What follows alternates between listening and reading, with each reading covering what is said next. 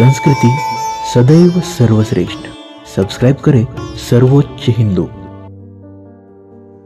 नमस्कार दोस्तों, आप में से ज़्यादातर लोग ये नहीं जानते हैं कि रावण ने एक मेंढकी से शादी की थी। चलिए जानते हैं इसी की कहानी। जैसे कि हम सब जानते हैं, रावण एक परम ज्ञानी होने के साथ साथ भगवान शिव का भी परम भक्त था। रावण अपना मनचाहा वरदान पाने के लिए शिव जी की आराधना करके उन्हें प्रसन्न कर लेता था।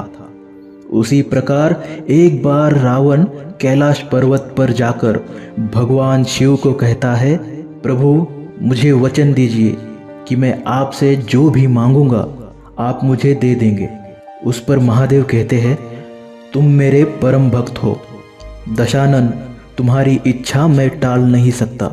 महादेव की बाजू में बैठी माता पार्वती के सौंदर्य ने रावण को मोह लिया था। तभी रावण ने महादेव से वरदान स्वरूप उन्हीं की पत्नी पार्वती को मांगा। उस समय माता पार्वती तो भयभीत हो गई, उन्हें समझ नहीं आ रहा था क्या करे।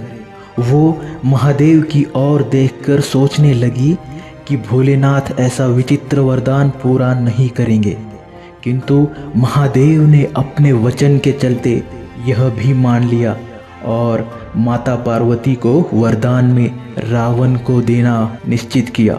उसके बाद जब रावण ने माता पार्वती को अपने पुष्पक विमान में बैठकर लंका चलने के लिए कहा, तभी माता पार्वती को एक युक्ति सूझी, स्वयं को रावण से छुटकारा पाने की। उन्हें विमान से न चलकर पैदल लंका जाने की इच्छा जताई तो रावण ने वो मान ली और वो दोनों जंगल के रास्ते जाने लगे। चलते चलते माता पार्वती को एक मेंढकी दिखाई पड़ती है।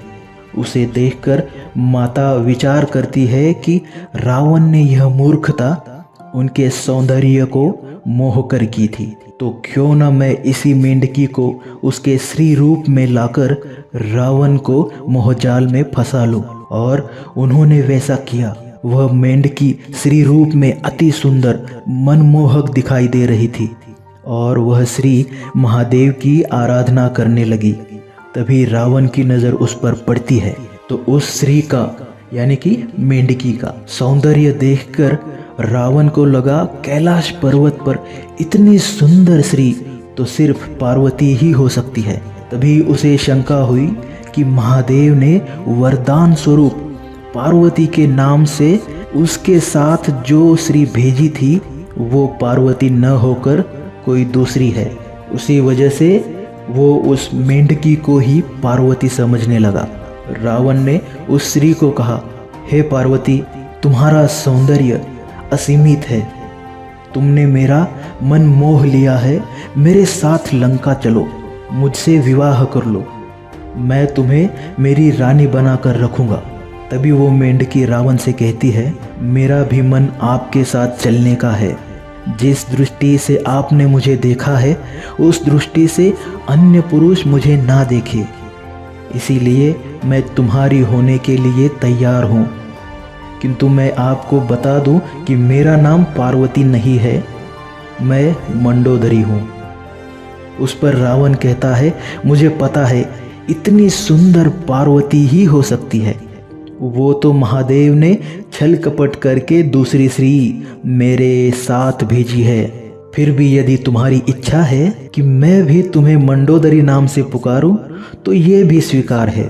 ऐसा कहकर जो वास्तव में माता पार्वती थी उन्हें रावण क्रोध से कहता है कि जाओ यहाँ से, महादेव के साथ जाकर बैठो, मुझे मेरी पार्वती मिल गई है।